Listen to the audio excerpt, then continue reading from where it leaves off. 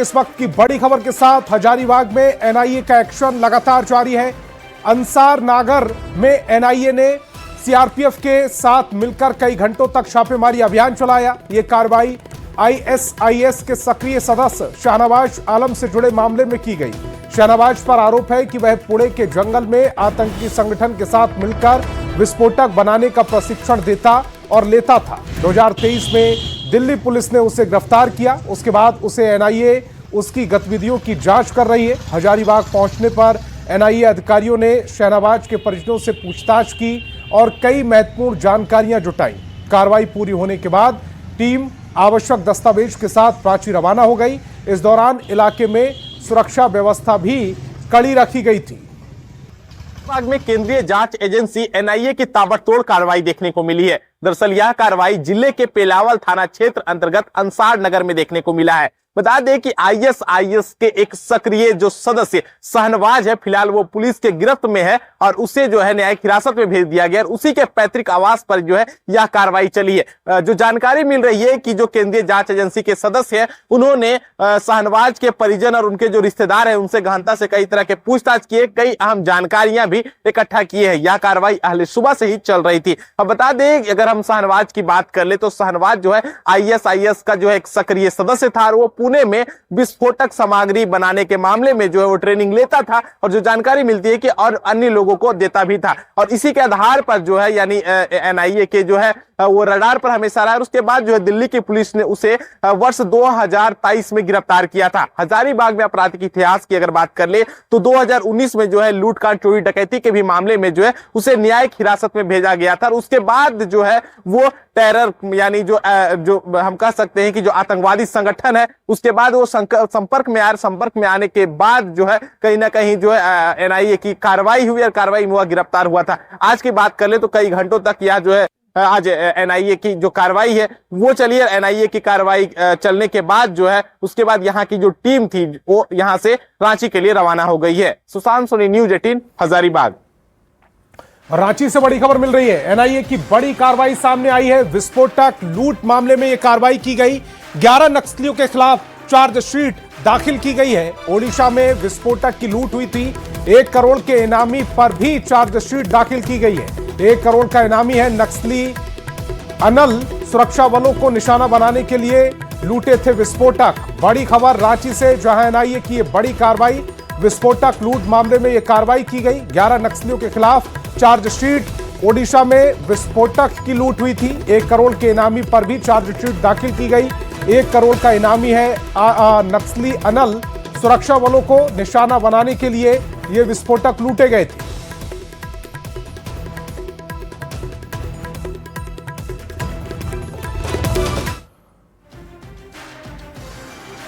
और धनबाद में पिछले 10 दिनों से जारी जहरीली गैस का रिसाव का अब तक कोई समाधान नहीं निकल सका है। इस गैस रिसाव की चपेट में अब केंदुआ डीही पुलिस थाना भी आ गया है, जिसको शिफ्ट करने की तैयारी शुरू कर दी गई है। केंदुआ डीही इलाके में पिछले 10 दिनों से जहरीली गैस का रिसाव हो रहा है, जिस पर नियंत्रण के लिए बीसीसीएल और सिम्फर, डीजीएमएस, एनडीआरएफ और जिला प्रशासन की ओर से लगातार कोशिश की जा रही है। गैस रिसाव से आम लोगों को नुकसान नहीं हो, इसके लिए राहत शिविर की व्यवस्था की गई है। वहीं केंदुआ डीही थाने के पुलिस जवानों को इस खतरे से बचाने के लिए एसएसपी प्रभात कुमार ने थाना को शिफ्ट करने की बात कही। इसके लिए जगह तय कर दी गई है।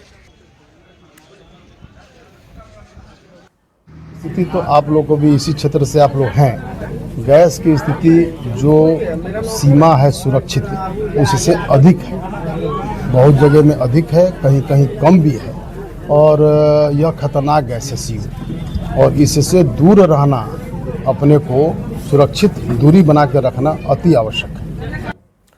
और झारखंड सरकार का दावा है कि केंद्र के पास उनका कोयले का 1,36,000 करोड़ रुपए बकाया है, जिसे देने में केंद्र सरकार आनाकानी कर रही है। आज शीतकालीन सत्र के आखिरी दिन एक बार फिर केंद्र के पास बकाए पैसे का मुद्दा सदन में उठा। वित्त मंत्री राधाकृष्ण किशोर ने नेता प्रतिपक्ष बाबूलाल मरांडी से हाथ जोड़कर केंद्र से झारखंड का पैसा दिलाने की मांग की। हालांकि इसके पहले बाबूलाल मरांडी ने पैसे मांगने को लेकर राज्य सरकार को जो सुझाव दिया, उसको लेकर ग्रामीण विकास मंत्री दीपिका पांडे सिंह ने जमकर जवाब दिया। क्योंकि झारखंड में उनकी सरकार नहीं है, गैर भाजपा की सरकार है और वो झारखंड के साथ सौतेला व्यवहार कर रही है, ये बात प्रमाणित हो गया। भारत सरकार, सच्चाई यही है कि वो जानबूझकर झारखंड सरकार को मिलने वाली राशि भारत सरकार नहीं दे रही है। महोदय, मंत्री को अपने दल बल के साथ जाना चाहिए और मंत्री से मिलकर के बात करनी चाहिए। अब सुन कर मेरे लगातार आग्रह के बाद केंद्र सरकार के मंत्री मिलने को तैयार नहीं होते। कई बातें हैं यहाँ जो मैं नहीं कहना चाहती, लेकिन मुझे बाध्य ना किया जाए। हम जाकर के सेक्रेटरी से मिलकर के आना राज्य हित में उचित समझे, लेकिन मंत्री ने मुझे समय नहीं दिया, कई बार रिक्वेस्ट करने के बाद भी। और हमारे पदाधिकारी कई बार वहां के पदाधिकारियों से बात कर चुके हैं। आपको बरगलाया जा रहा है, तथ्य आपके सामने है। लाते नहीं है मंत्री जी, मैं कहूंगा कि आज मैं कह रहा हूं कि आप समय लीजिए, आपको समय मिलेगा। समय मैंने मांगा है, आप पता कर ले सर। पिछले 6 महीने से जब से सदन में रिपोर्ट जमा, लगातार मैं प्रयासरत थी, थक के फिर जाके सेक्रेटरी से मिलकर के आए। इतना मान सम्मान मंत्रियों का आपस में अपने राज्य के मंत्रियों से होना चाहिए कि वो समय दे। महोदय, नेता प्रतिपक्ष बार बार ये कह रहे कि आप जाकर के भारत सरकार के संबंधित विभाग के मंत्री से मिले, अधिकारी से मिले।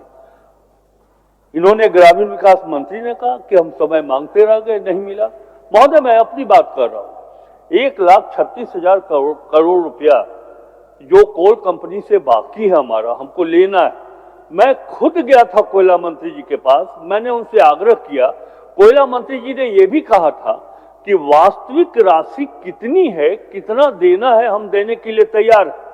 लेकिन हम अपने अधिकारियों की टीम और राज्य सरकार के खनन विभाग के अधिकारियों के टीम को भेजेंगे, दोनों मिलकर के वास्तविक राशि क्या है ये पता कर लेंगे और तब हम पैसा झारखंड को देंगे। महोदय, अभी तक वो टीम गठित नहीं हुई। मैं नेता प्रतिपक्ष जी को इतना ही कहना चाहूंगा कि हम लोग हार गए, केंद्र सरकार हम लोगों से पैसा नहीं दे रही है। मैं करबद्ध प्रार्थना करता हूं कि आप उनके यहाँ प्रतिनिधि हैं, नेता प्रतिपक्ष के रूप में, आप ये पैसा झारखंड को दिलवा दीजिए, ये आग्रह हम आपसे करते हैं। झारखंड में विधानसभा चुनाव के 1 साल पूरे हो गए, लेकिन चुनाव के दौरान बीजेपी ने घुसपैठ का जो मुद्दा बनाया वो आज भी खत्म नहीं हुआ है। लोकसभा में जिस तरह से कल केंद्रीय गृह मंत्री अमित शाह ने एसआईआर के विरोध, घुसपैठियों की वकालत पर विपक्ष को जमकर धोया, उसके बाद एक बार फिर झारखंड में घुसपैठ के मुद्दे पर घमासान शुरू हो गया है। नेता प्रतिपक्ष बाबूलाल मरांडी ने आरोप लगाया कि झारखंड का डेमोग्राफी बदल रहा है, जिससे आदिवासियों की जमीन और उनके अधिकार, संस्कृति पर खतरा है। लेकिन सत्ताधारी दलों के नेता बाबूलाल मरांडी की बातों से इत्तेफाक नहीं रखते और वे नेता प्रतिपक्ष पर बरगलाने का आरोप लगा रहे हैं। मैं तो मैंने बार बार यहाँ कह चुका हूँ, जिस प्रकार से यहाँ डेमोग्राफी जो बदला है वो किसी से छुपा हुआ नहीं है भाई।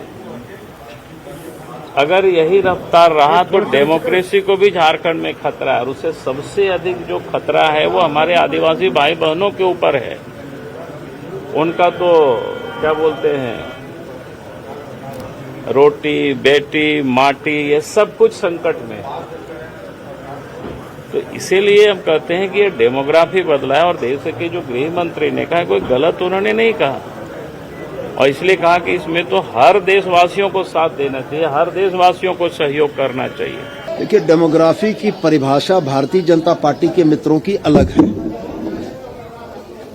सदन में मेरे बहुत सारे वक्तव्य हैं जिनकी कटिंग भी आपके पास मौजूद होगी, आप देख भी सकते हैं। झारखंड की डेमोग्राफी चेंज में जिन लोगों का सबसे बड़ा योगदान है उनके बारे में बाबूलाल जी नहीं बोल सकते हैं, इसलिए कि जिन बहिरागतों ने झारखंड की धरती में बाहर से आके बस के झारखंड की डेमोग्राफी को चेंज किया है, वो लोग भारतीय जनता पार्टी के मतदाता हैं। बिहार में एसआईआर में 65,60,000 वोटरों को निकाला गया, लेकिन निर्वाचन आयोग यह नहीं बता पाया कि उस एसआईआर में बांग्लादेशी घुसपैठिए कितने थे।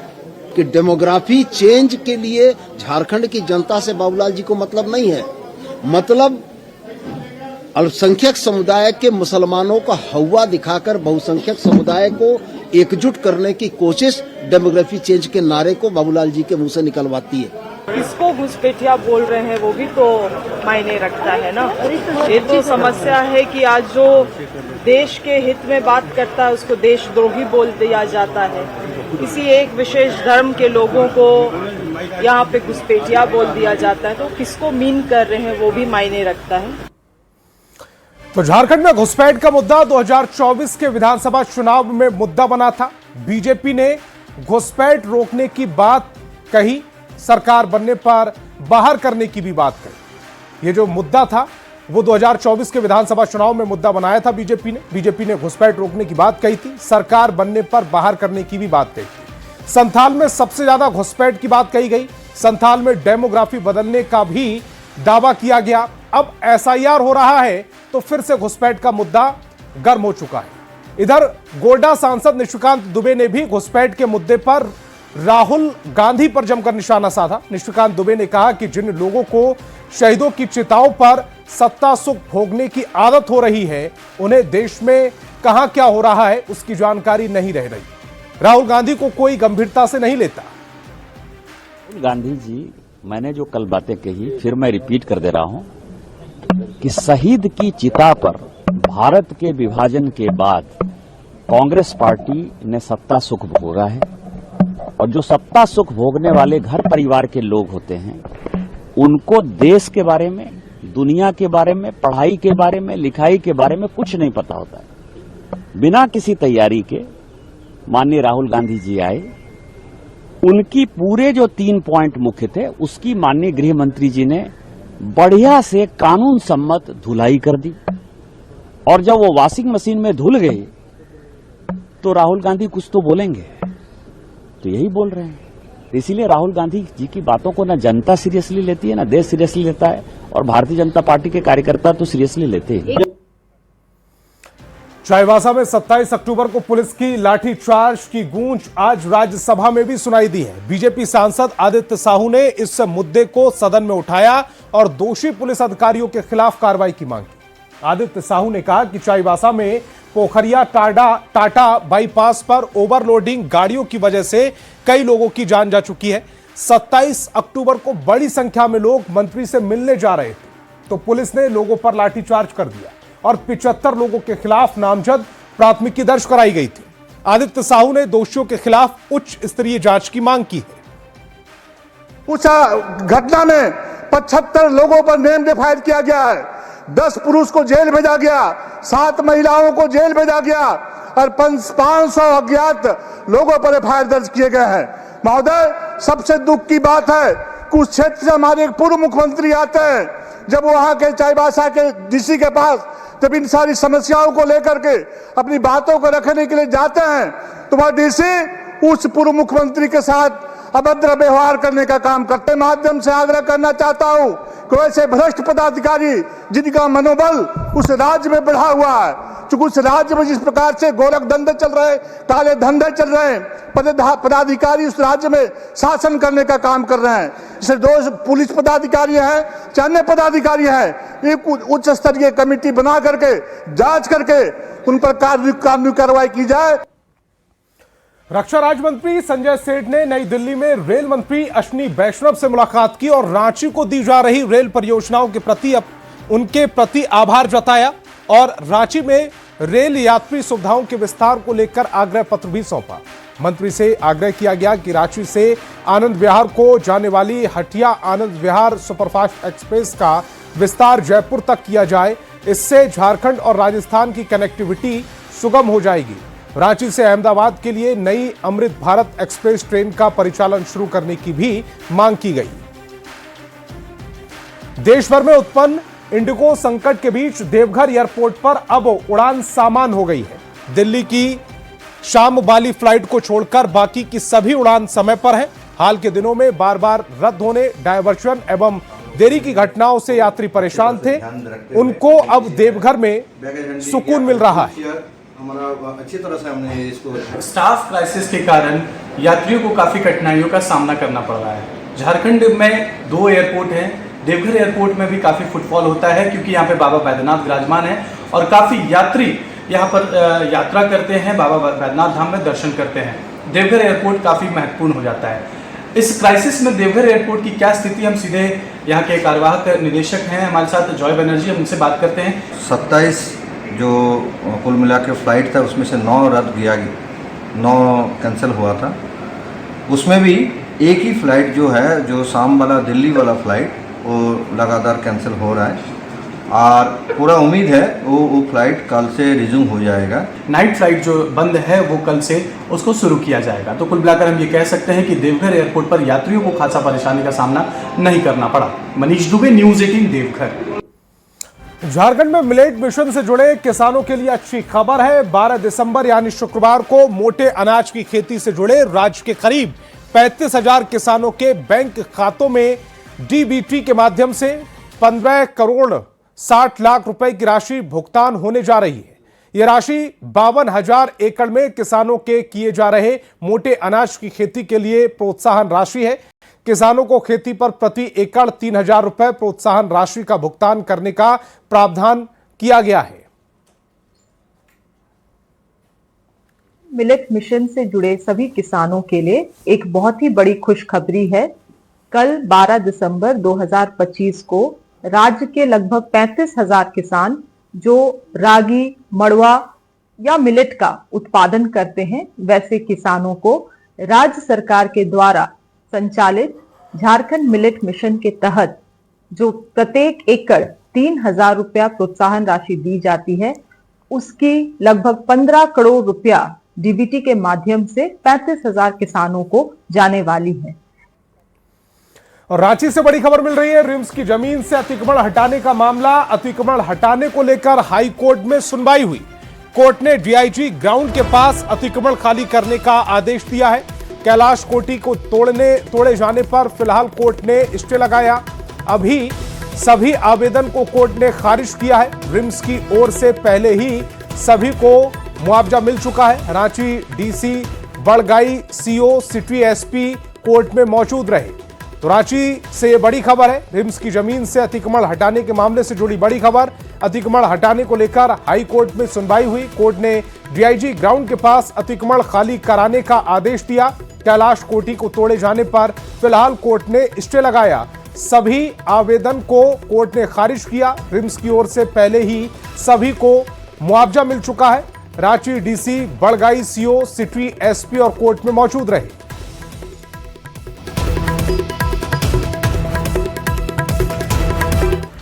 लोहरदगा सदर अस्पताल परिसर में मुख्यमंत्री दाल भात योजना चल रही है, जिसमें बड़ी संख्या में लोग भोजन करने आते हैं। सिर्फ 5 रुपए में यहां दाल भात मिल जाता है। लेकिन जिस भवन में ये योजना चल रही है उसको लेकर कई सवाल उठ रहे हैं। करीब 15 साल से ये योजना चल रही है, लेकिन भवन की हालत काफी जर्जर है। ऐसे में हर वक्त हादसे की चिंता सताती रहती है। कई बार सिविल सर्जन को इसकी सूचना दी जा चुकी है, लेकिन अब तक कोई ठोस कार्रवाई नहीं हुई है। चल रहा है 15 साल से चल रहा है और बरसात में पानी रिसता है और देखिए रहे हैं जर्जर भवन है, बहुत दिक्कत होता है, जान जोखिम का भी डर है। गरीब गुरबा लोग आते हैं खाने के लिए, बाहर खाते हैं, ठीक नहीं लगता है। सरकारी योजना है, कम से कम हम लोग को अच्छा व्यवस्था दिया जाए।